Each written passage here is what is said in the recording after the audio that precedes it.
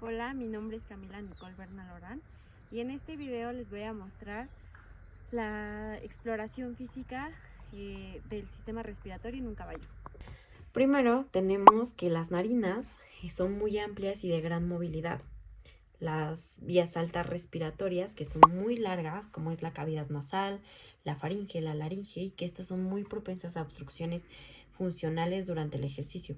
Porque si bien sabemos, esta especie, la principal función técnica es el ejercicio.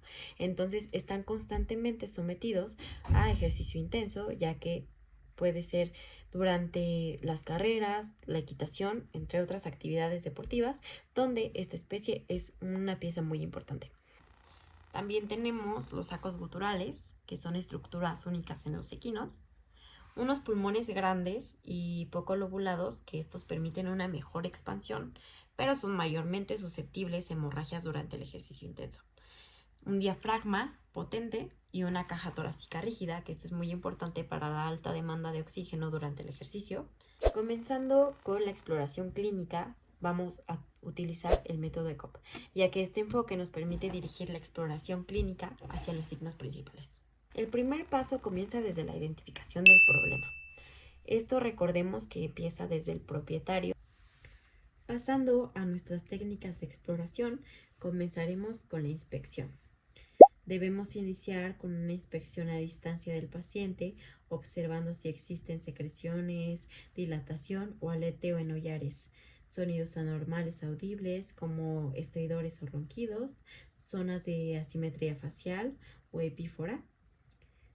Además, se debe revisar la posición del cuello y la cabeza para determinar si existe posición de ortopnea, en la cual el paciente estira la cabeza, baja el cuello por debajo del nivel de la cruz y realiza abducción de codos por el dolor en la cavidad torácica.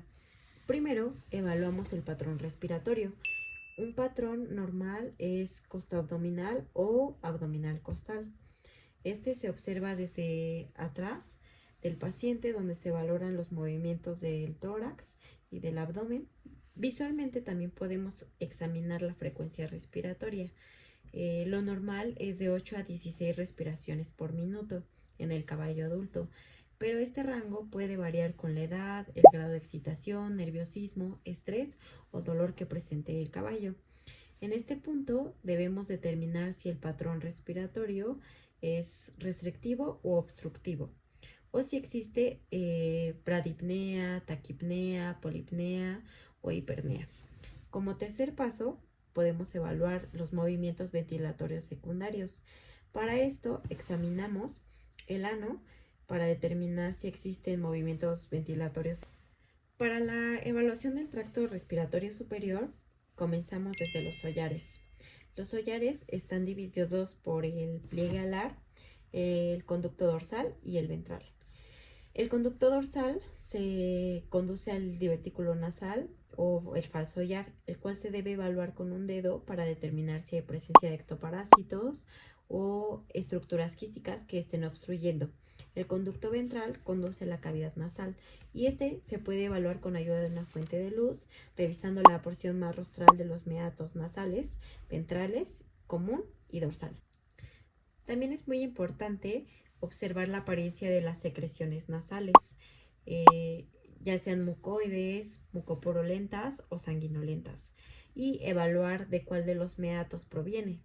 También evaluamos el olor de la columna de aire. En el piso de la cavidad nasal revisamos la abertura del conducto nasolagrimal. Estas estructuras son redondeadas y están ubicadas a nivel de la unión mucocutánea. Otra estructura muy importante que se debe evaluar es la escotadura nasoincisiva.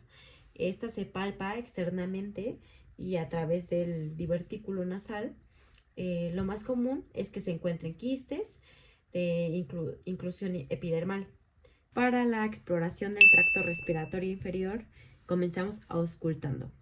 Primero, auscultamos y caracterizamos los sonidos según sean estridores referidos del tracto respiratorio superior e inferior.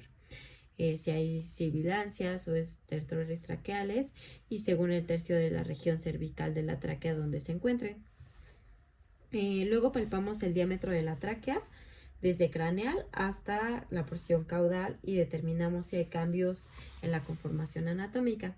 También evaluamos el reflejo tusígeno de manera directa, presionando los dos primeros anillos traqueales, generando así un colapso moderado y realizando un conteo. El reflejo es positivo si hay tos paroxística o si el paciente tose con una presión ligera. Además debemos evaluar la presencia de secreciones en los hollares o la deglución activa y pues este reflejo es positivo cuando hay afecciones en faringe, laringe o en la tráquea. Y la forma indirecta se realiza presionando toda la longitud de la porción cervical de la tráquea. Para auscultar los pulmones, los espacios intercostales son las ventanas que permiten evaluar los pulmones y la cavidad torácica. Vamos a auscultar al paciente en reposo y en una secuencia lógica que permite abarcar todo el pulmón, correlacionando así los sonidos con los movimientos de inhalación y exhalación. En la ubicación craneal, caudal, dorsal o ventral se pueden encontrar sonidos anormales como estertores, sibilancia, roce pleural, áreas de disminución o ausencia de sonoridad pulmonar. Y la sonoridad pulmonar se atenúa o puede estar ausente por la masa muscular o la acumulación de grasa en el paciente. Por último, tenemos la prueba de la bolsa. Aquí se aumenta la concentración de CO2 en el aire inhalado por el paciente, lo que implica un mayor esfuerzo en la inhalación y en la exhalación. Bajo este mecanismo se exacerban los sonidos encontrados en el tracto respiratorio y la validez diagnóstica es mayor a partir de las 3 inhalaciones y exhalaciones posteriores al retiro de la bolsa. En esta prueba debemos evaluar el pulmón en zigzag o de dorsal a ventral. Otras consideraciones para evaluar son cuánto resiste el paciente en esta prueba, es decir, cuánto se demora para profundizar los movimientos ventilatorios o cuánto tarda en aparecer el distrés respiratorio. Si tose durante la prueba, cuánto tiempo demora el caballo en recuperar el patrón respiratorio basal desde que se retira la bolsa o si existe secreción o no por los hollares. Una vez realizada la exploración física, podemos emplear herramientas complementarias para confirmar el diagnóstico, como lo puede ser la endoscopia de vías aéreas altas o bajas, que permite observar laringe, tráquea, bronquios y sacos guturales. También tenemos una radiografía torácica para poder observar los pulmones y de ahí descartar problemas crónicos, etc. Una ecografía torácica para evaluar pleura, líquido o consolidaciones. Lavados traqueales o broncoalveolares para alguna citología, identificación de patógenos. Una gasometría arterial que evalúa la oxigenación y función pulmonar. Un hemograma para identificar procesos inflamatorios e infecciosos.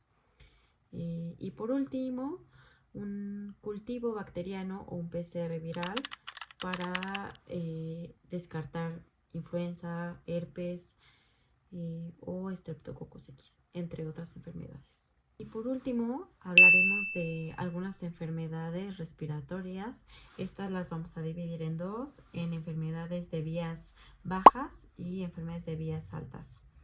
Para enfermedades de vías altas tenemos el Rurink o la hemiparesia laringea recurrente, que es un estridor inspiratorio y es derivada de la intolerancia al ejercicio, un empiema de sarcos guturales, una estrangulación por Streptococcus X, causando linfadenitis submandibular, fiebre y descarga purulenta.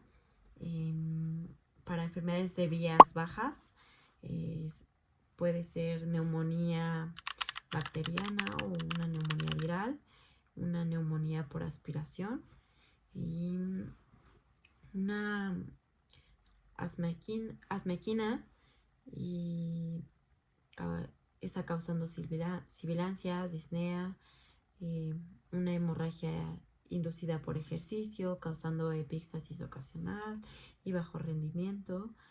Y por último, una pleuroneumonía o shipping fever, que es frecuente tras la realización de algún transporte prolongado. Y bueno, para concluir, pues podemos decir que la exploración del sistema respiratorio en un equino requiere una evaluación ordenada, combinada de inspección, palpación, percusión, auscultación, apoyándose con diagnósticos complementarios, y comprender la anatomía y fisiología del equino es fundamental para reconocer alteraciones tempranas y así poder establecer un diagnóstico oportuno.